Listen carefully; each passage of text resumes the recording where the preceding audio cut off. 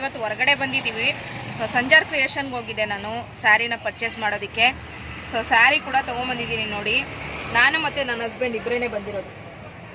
So ಇಲ್ಲಿ ನಾವೀಗ ಶಂಕರ ಮಠ ರೋಡಲ್ಲಿದ್ದೀವಿ. ಮಧ್ಯಾಹ್ನ ಬೆಳಗ್ಗೆ 11 ಗಂಟೆಗೆ ಬಂದಿದ್ವಿ, ಈಗ 2 ಗಂಟೆ ಆಯಿತು. ಸೊ ಇವಾಗ ಒಂದು ಕಲ್ಲಂಗಡಿ ಹಣ್ಣು ತೊಗೊಂಡಿದ್ದೀವಿ ತಿನ್ನೋದಕ್ಕೆ.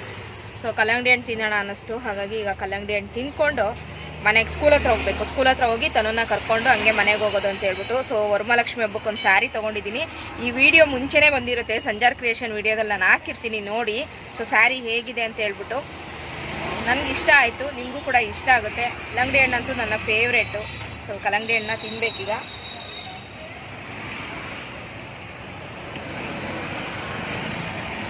ತನುನ ಬಿಟ್ಟು ತಿಂತಾ ಇದ್ದೀವಿ. ನಾವಿಬ್ಬರೇ ತಿಂದು ಅಂತ ಹೇಳಿದ್ರೆ ಓ ನಾನು ಬಿಟ್ಟು ತಿಂದಿದ್ದೀರಾ ಅಂತಾಳೆ. ನೋಡಿ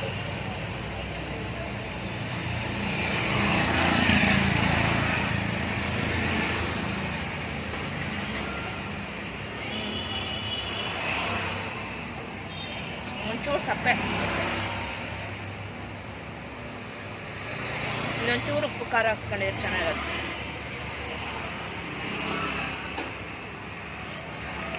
ಹೊಸ ಕುರ್ತಿ. ಸೊ ಮೊನ್ನೆ 4 ಬ್ಲಾಕಲ್ಲಿ ತೊಗೊಂಬಂದಿದ್ನಲ್ಲ, ಅದೇ ಕುರ್ತಿ ಹಾಕ್ಕೊಂಡಿದ್ದೀನಿ.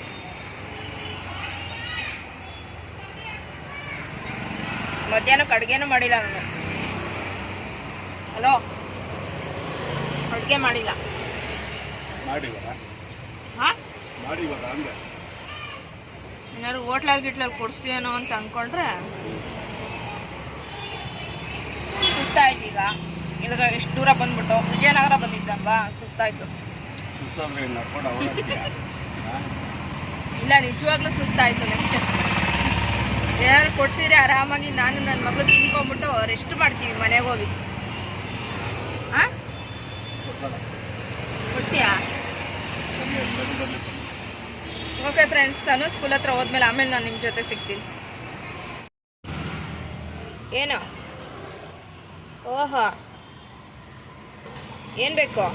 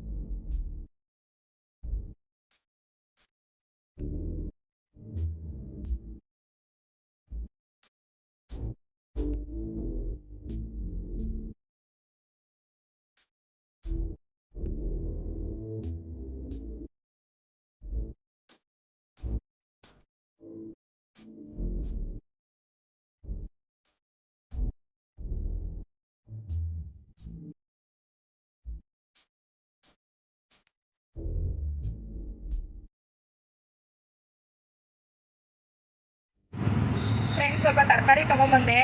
ಮೋನೋಟೆ ಪತ್ರ ಕಡಿಮೆ ಇಲ್ಲ, 40 ರೂಪಾಯಿ 30 ರೂಪಾಯಿ kg ಹಾಕಿರ್ತಾರೆ. ಸೊ ಉಪ್ಪು ತರಕಾರಿ ಹಾಕಿರ್ತಾರೆ. ಅವರೆಕಾಯಿ ತೊಗೊಂಬಂದಿದ್ದೀನಿ ನಾನಿವತ್ತು. ಅವರೆಕಾಯಿ ತಿಂದು ತುಂಬ ದಿನ ಆಗಿತ್ತು. 1 kg ತೊಗೊಂಬಂದಿದ್ದೀನಿ. ಒಂದು 1/4 kg 50 ರೂಪಾಯಿ. ಹಾಗೆ ಬೀಟ್ರೂಟು, ಬೀನ್ಸು, ಬದನೆಕಾಯಿ.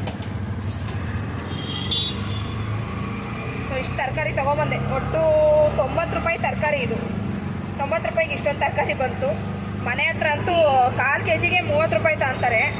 ಈಗ ನಾವು ಕುಮಾರಸ್ವಾಮಿ ಲೇಔಟಲ್ಲಿ ಇದ್ದೀವಿ. ಇನ್ನೇನು ಹತ್ತತ್ರ ಸ್ಕೂಲ್ ಹತ್ರ ಬರ್ತಾ ಇದ್ದೀವಿ. ಓಕೆ, ಆಮೇಲೆ ಸಿಗ್ತೀವಿ.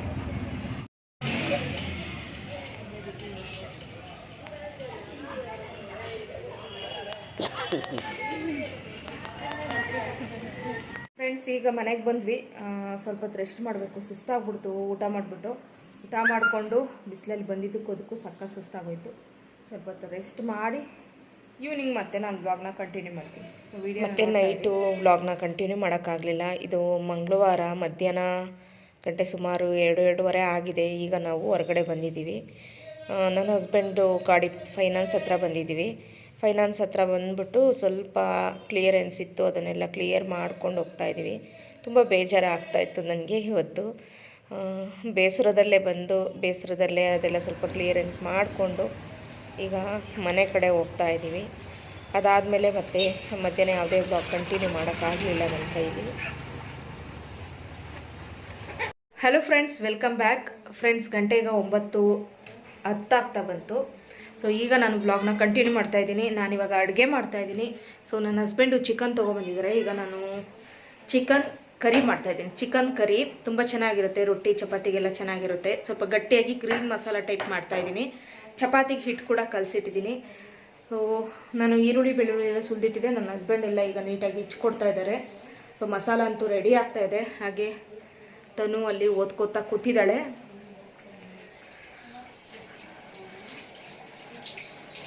ಚಿಕನ್ ಎಲ್ಲ ಇಲ್ಲಿ ವಾಶ್ ಮಾಡಿ ಇಟ್ಬಿಟ್ಟಿದ್ದೀನಿ. ಚಿಕನ್ ಗ್ರೇವಿ ಜೊತೆ ಚಪಾತಿ ಮಾಡ್ತಾ ಇದ್ದೀನಿ. ಹಾಗೆ ಇಲ್ಲಿ ರೈಸ್ ಕೂಡ ರೆಡಿ ಆಗ್ತಾ ಇದೆ. ನಾನು ಗ್ರೇವಿ ಯಾವ ರೀತಿ ಮಾಡೋದು ಅಂತ ತೋರಿಸ್ತೀನಿ. ತುಂಬ ಚೆನ್ನಾಗಿರುತ್ತೆ ಗ್ರೇವಿ ಅದು. ಹಾಗಾಗಿ ಆ ಗ್ರೇವಿನ ಕೂಡ ತೋರಿಸ್ತೀನಿ. ಸೊ ವಿಡಿಯೋನ ನೋಡ್ತಾ ಇರಿ. ಯಾರಾದರೂ ವೆಜಿಟೇರಿಯನ್ ಇದ್ದರೆ ಯಾರು ಬೇಜಾರಾಗಬೇಡಿ, ನೀವು ಸ್ಕಿಪ್ ಮಾಡ್ಬೋದು. ಸೊ ಸಿಂಪಲ್ ಆಗಿ ಮಾಡ್ಕೊಳ್ಳೋವಂಥ ಗ್ರೇವಿ. ಸಿಂಪಲ್ ಅಂತೇನಿಲ್ಲ, ತುಂಬ ಟೇಸ್ಟಿಯಾಗಿ ಮಾಡ್ಕೊಳ್ಳೋವಂಥ ಗ್ರೇವಿ. ಅದಕ್ಕೋಸ್ಕರ ಫಸ್ಟ್ ನಾನು ಮಸಾಲ ಪದಾರ್ಥಗಳನ್ನ ಎಲ್ಲ ಫ್ರೈ ಮಾಡ್ಕೊತೀನಿ. ಫ್ರೈ ಮಾಡ್ಕೊಂಡು ಆದಮೇಲೆ ಮಸಾಲಾನ ರುಬ್ಕೋತೀನಿ. ತುಂಬ ಟೇಸ್ಟಿಯಾಗಿ ಬರುತ್ತದು ಗ್ರೇವಿ. ಓಕೆ, ನಾನು ಬ್ಯಾಕ್ ಕ್ಯಾಮ್ರಾದಲ್ಲಿ ತೋರಿಸ್ತೀನಿ, ವಿಡಿಯೋನ ನೋಡಿ. ಫ್ರೆಂಡ್ಸ್, ನಾನೀಗ ಒಂದು ಫ್ರೈಯಿಂಗ್ ಪ್ಯಾನ್ ಇಟ್ಕೊಂಡು ಇದಕ್ಕೆ ನಾನು 1 ಟೇಬಲ್ ಸ್ಪೂನ್ ಅಷ್ಟು ಎಣ್ಣೆನ ಹಾಕ್ತಾ ಇದ್ದೀನಿ.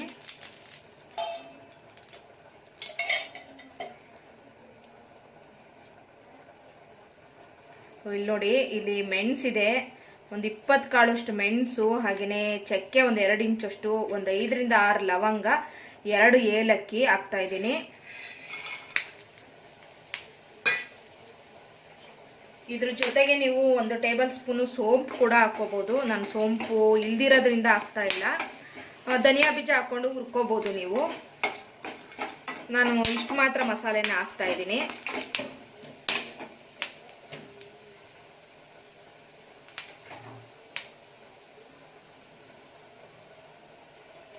ನಂತರ ಈಗ ನಾನು ಶುಂಠಿ ಹಾಕ್ತಾ ಇದ್ದೀನಿ, ಹಾಗೆಯೇ ಬೆಳ್ಳುಳ್ಳಿ ಹಾಕ್ತಾ ಇದ್ದೀನಿ, ಮತ್ತೆ ಹಸಿರು ಮೆಣಸಿನಕಾಯಿ ಹಾಕ್ತಾ ಇದ್ದೀನಿ.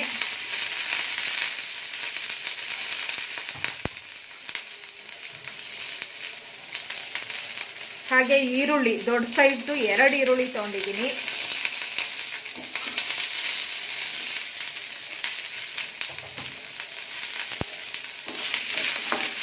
ಚೆನ್ನಾಗಿ ಇದನ್ನ ಈಗ ಫ್ರೈ ಮಾಡ್ಕೊತೀನಿ.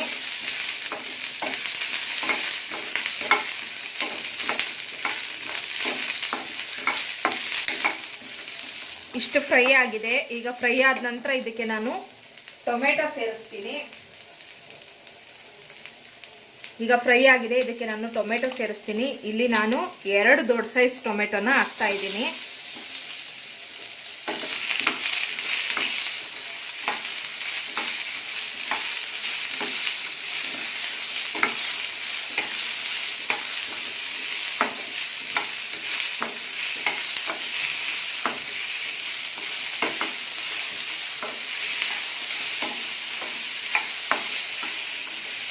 ಹಸಿರು ಮೆಣಸಿಕಾಯಿ ನಾನು ಖಾರಕ್ಕೆ ತಕ್ಕಾಗಿ ಹಾಕ್ತಿದ್ದೀನಿ.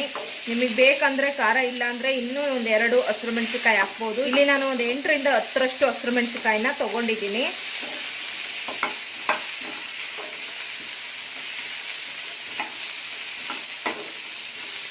ಈ ಮಸಾಲ ಪದಾರ್ಥ ಎಲ್ಲ ಸ್ವಲ್ಪ ಮೆತ್ತಗಾಗಬೇಕು. ಸ್ವಲ್ಪ ಈಗ ಮೆತ್ತಗಾಗ್ತಾ ಬಂತು.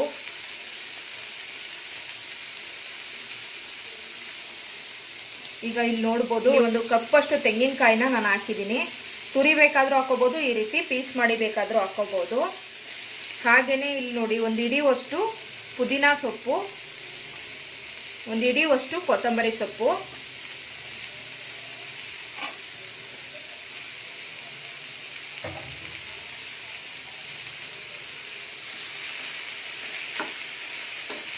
ಒಂದ್ಸಲ ಇದನ್ನು ಚೆನ್ನಾಗಿ ಈಗ ನಾನು ಮಿಕ್ಸ್ ಮಾಡ್ಕೊತೀನಿ.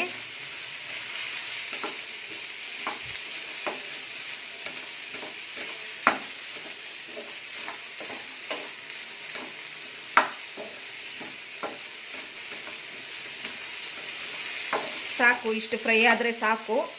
ಸ್ಟವ್ನ ಈಗ ನಾನು ಆಫ್ ಮಾಡಿಬಿಡ್ತೀನಿ.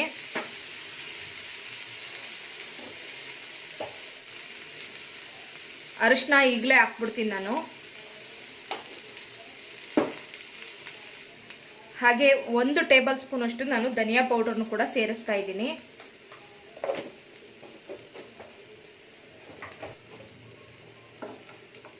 ಇದು ತಣ್ಣ ಆಗಲಿ. ತಣ್ಣ ಆದ ನಂತರ ಇದನ್ನು ನಾನು ಮಿಕ್ಸಿಗೆ ಹಾಕ್ಬಿಟ್ಟು ನುಣ್ಣಗೆ ಪೇಸ್ಟ್ ಮಾಡ್ಕೊತೀನಿ. ಪೇಸ್ಟ್ ಅಂತೂ ತುಂಬ ನುಣ್ಣಗಿರಬೇಕು, ಆವಾಗಲೇ ಸಾಂಬಾರು ತುಂಬ ಚೆನ್ನಾಗಿ ರುಚಿ ಕೊಡುತ್ತೆ.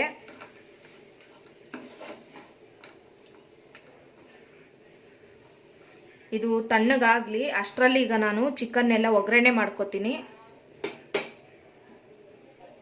ಫ್ರೆಂಡ್ಸ್, ಈಗ ನಾನು ಕುಕ್ಕರ್ನ ಇಟ್ಕೊಂಡಿದ್ದೀನಿ ಸ್ಟವ್ ಮೇಲೆ. 2 ಟೇಬಲ್ ಸ್ಪೂನ್ ಅಷ್ಟು ನಾನು ಎಣ್ಣೆನ ಹಾಕೋತಾ ಇದ್ದೀನಿ. ಎಣ್ಣೆ ಬಿಸಿಯಾದ ನಂತರ ಈ ಸಣ್ಣದಾಗಿ ಹೆಚ್ಚಿರುವಂಥ ಶುಂಠಿ ಹಾಕ್ತಾ ಇದ್ದೀನಿ. ಹಾಗೆ ಸಣ್ಣದಾಗಿ ಹೆಚ್ಚಿರುವಂತಹ ಬೆಳ್ಳುಳ್ಳಿ ಹಾಕ್ತಾ ಇದ್ದೀನಿ. ಹಾಗೆ ಸಣ್ಣದಾಗಿ ಹೆಚ್ಚಿರುವಂತಹ ಒಂದೇ ಒಂದು ಹಸಿರು ಮೆಣಸಿನಕಾಯಿ ಹಾಕ್ತಾ ಇದ್ದೀನಿ.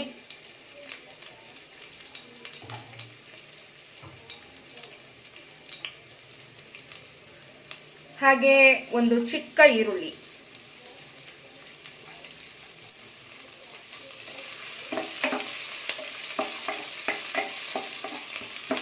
ಚೆನ್ನಾಗಿ ಈಗ ನಾನು ಫ್ರೈ ಮಾಡ್ಕೊತೀನಿ. ಇದೆಲ್ಲ ಏನಕ್ಕೆ ಹಾಕಿದ್ದೀನಿ ಅಂದರೆ ಒಂದು ಒಳ್ಳೆ ಫ್ಲೇವರ್ ಬರುತ್ತೆ ಸಾಂಬಾರ್ಗೆ, ಚೆನ್ನಾಗಿರುತ್ತೆ. ಫ್ಲೇವರ್ ಅಂತೂ ತುಂಬ ಚೆನ್ನಾಗಿರುತ್ತೆ ಇದನ್ನು ಹಾಕೋದ್ರಿಂದ.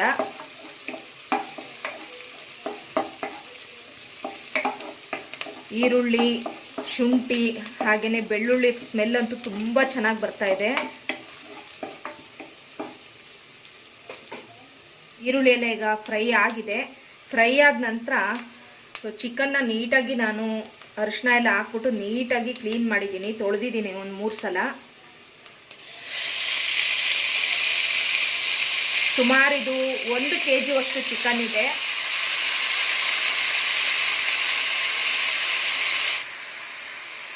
ಸ್ವಲ್ಪ ಚಿಕನ್ಗೆ ಉಪ್ಪು ಹತ್ತಬೇಕು, ಹಾಗಾಗಿ ಸ್ವಲ್ಪ ಉಪ್ಪನ್ನು ಹಾಕಿದ್ದೀನಿ.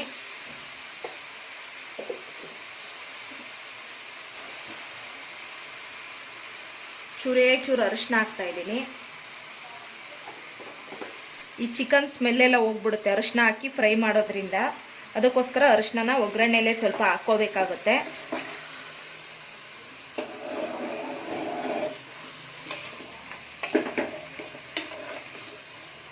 ಇದೆಲ್ಲ ಸ್ವಲ್ಪ ಚೆನ್ನಾಗಿ ನೀರು ಬಿಟ್ಕೊಳ್ಳೋ ತನಕ ಸ್ವಲ್ಪ ಫ್ರೈ ಮಾಡಬೇಕು.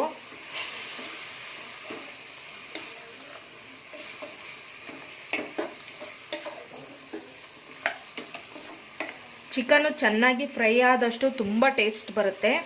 ಇದು ಫ್ರೈ ಆಗ್ತಾ ಇರಲಿ ಅಷ್ಟರಲ್ಲಿ ನಾನು ಮಸಾಲ ಏನಿದೆ ನೋಡಿ, ಮಸಾಲ ಫ್ರೈ ಮಾಡ್ಕೊಂಡಿದ್ದೀನಲ್ಲ ಅದನ್ನು ನುಣ್ಣಗೆ ಪೇಸ್ಟ್ ಮಾಡ್ಕೊಂಡ್ಬಿಡ್ತೀನಿ. ನೋಡ್ಬೋದು ಚೆನ್ನಾಗೀಗ ನೀರೆಲ್ಲ ಬಿಟ್ಕೊತಾ ಇದೆ ಚಿಕನಲ್ಲಿ. ಇದೆಲ್ಲ ನೀರೆಲ್ಲ ಚೆನ್ನಾಗಿ ಸೀಬೇಕು, ಅಲ್ಲಿ ತನಕ ಇದನ್ನು ನಾನು ಫ್ರೈ ಮಾಡ್ಕೊತೀನಿ. ಈಗ ಮಸಾಲನ ನಾನು ಜಾರಲ್ಲಿ ಹಾಕ್ಕೊಂಡಿದ್ದೀನಿ. ಇದನ್ನು ನುಣ್ಣಗೆ ಪೇಸ್ಟ್ ಮಾಡ್ಕೊಂಡ್ಬಿಡ್ತೀನಿ. ಇದಕ್ಕೆ ಸ್ವಲ್ಪ ನೀರನ್ನು ಹಾಕ್ಕೊಂಡು ಈ ಮಸಾಲ ಕೂಡ ನುಣ್ಣಗೆ ಪೇಸ್ಟ್ ಮಾಡ್ಕೊಂಡಿದ್ದೀನಿ. ತುಂಬ ನುಣ್ಣಗಿದೆ. ನೀರೆಲ್ಲ ಕಂಪ್ಲೀಟಾಗಿ ಸೀದ ನಂತರ ನಾನು ಈ ಮಸಾಲಾನ ಹಾಕ್ತೀನಿ. ಈಗ ಇದಕ್ಕೆ ಸ್ವಲ್ಪ ನಾನು ಚಿಕನ್ ಮಸಾಲ ಪೌಡ್ರನ್ನ ಹಾಕ್ತೀನಿ. ಬೇರೆ ನಾನು ಯಾವುದೇ ಮಸಾಲ ಪೌಡ್ರ್ಗಳನ್ನ ಯೂಸ್ ಮಾಡಲ್ಲ. ಒಂದು ಅರ್ಧ ಟೇಬಲ್ ಸ್ಪೂನ್ ಅಷ್ಟು ಮಾತ್ರ ನಾನು ಇದಕ್ಕೆ ಯೂಸ್ ಮಾಡ್ತೀನಿ. ನಾನು ತೇಜು ಚಿಕನ್ ಮಸಾಲ ಪೌಡ್ರ್ ಇದೆಯಲ್ಲ ಅದನ್ನು ಹಾಕ್ತಾ ಇದ್ದೀನಿ. ಸೊ ಇದಕ್ಕೇನು ನಾವು ಚಿಕನ್ ಮಸಾಲ ಪೌಡ್ರನ್ನ ಹಾಕ್ಲೇಬೇಕಂತ ಏನಿಲ್ಲ, ಸ್ವಲ್ಪ ಎಕ್ಸ್ಟ್ರಾ ಟೇಸ್ಟ್ಗೋಸ್ಕರ ಅಷ್ಟೇ. ಸೊ ಈಗೇನು ಮಸಾಲ ಹಾಕಿದ್ದೀವಿ ನೋಡಿ, ಅದೇ ಮಸಾಲದಲ್ಲಿ ತುಂಬ ಚೆನ್ನಾಗಿ ಟೇಸ್ಟ್ ಬರುತ್ತೆ. ಸ್ವಲ್ಪ ಚಿಕನ್ ಮಸಾಲ ಪೌಡ್ರ್ ಹಾಕೋದ್ರಿಂದ ಇನ್ನೂ ಕೂಡ ಟೇಸ್ಟ್ ಬರುತ್ತೆ ಅಂತಷ್ಟೇ. ಇವಾಗಲೇ ಚಿಕನ್ ಮಸಾಲ ಪೌಡ್ರ್ ಹಾಕ್ಬಿಟ್ರೆ ಚಿಕನ್ಗೆಲ್ಲ ಚೆನ್ನಾಗಿ ಮಸಾಲ ಹಿಡ್ದಿಡುತ್ತೆ. ನೋಡ್ಬೋದು ನೀರು ಸೀದ್ಬಿಟ್ಟು ಇದೆಲ್ಲ ಜಿಡ್ಡು ಚೆನ್ನಾಗಿ ಬಿಟ್ಕೊತಾ ಇದೆ ಚಿಕನಲ್ಲಿ. ಈಗ ನಾನು ರುಬ್ಬಿಟ್ಕೊಂಡಂಥ ಮಸಾಲ ಏನಿದೆ ನೋಡಿ, ಈ ಮಸಾಲನ ಸೇರಿಸ್ತೀನಿ.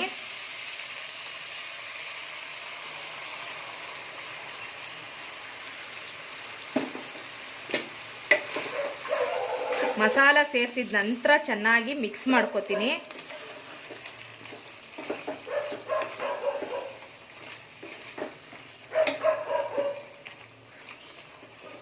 ಒಂದು 30 ಸೆಕೆಂಡ್ ಚೆನ್ನಾಗಿ ಮಿಕ್ಸ್ ಮಾಡ್ಕೊಂಡ್ರಾಯ್ತು.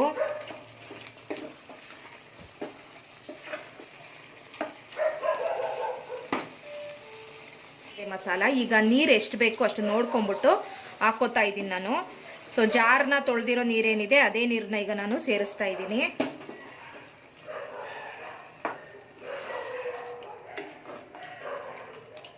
ಇನ್ನೂ ಒಂದು ಸ್ವಲ್ಪ ನೀರು ಹಾಕ್ಬಿಟ್ಟು ತೆಳ್ಳಗೆ ಮಾಡ್ತೀನಿ. ತುಂಬ ತೆಳುವಾಗಿ ಮಾಡ್ಕೊಳ್ಳಲ್ಲ, ಸ್ವಲ್ಪ ತೆಳುವಾಗಿ ಮಾಡ್ತೀನಿ ನಾನು.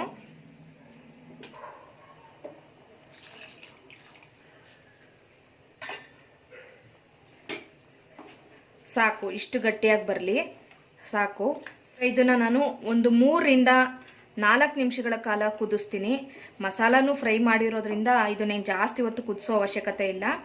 ಒಂದು 3-4 ನಿಮಿಷ ಕುದಿಸಿದ್ರೆ ಸಾಕು. ಸ್ವಲ್ಪ ಉಪ್ಪು ಹಾಕಿದ್ದೆ ನಾನು ಚಿಕನ್ಗೆ. ಈಗ ಇನ್ನೊಂದು ಸ್ವಲ್ಪ ಉಪ್ಪನ್ನು ಸೇರಿಸ್ತೀನಿ.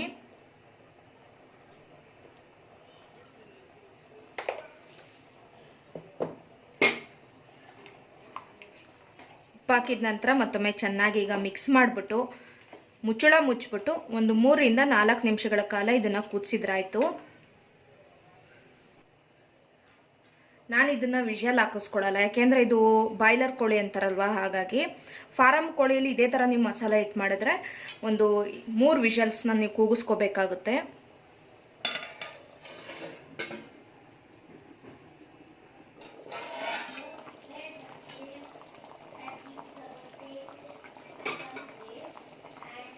ಸೊ ಚಿಕನ್ ಕರಿ ರೆಡಿ ಆಯಿತು. ಪೀಸೆಲ್ಲ ಬೆಂದಿದೆ ಚೆನ್ನಾಗಿ. ಲಾಸ್ಟಲ್ಲಿ ಇದಕ್ಕೆ ಬೇಕಿದ್ರೆ ಸ್ವಲ್ಪ ಕೊತ್ತಂಬರಿ ಸೊಪ್ಪನ್ನು ಬೇಕಾದರೆ ಸೇರಿಸ್ಕೊಬೋದು. ಸೊ ನೋಡಿ ಎಷ್ಟು ಯಮ್ಮಿಯಾಗಿ ಕಾಣಿಸ್ತಾ ಇದೆ, ತುಂಬ ಚೆನ್ನಾಗಿರುತ್ತೆ. ಟೇಸ್ಟ್ ಕೂಡ ಅಷ್ಟೇ.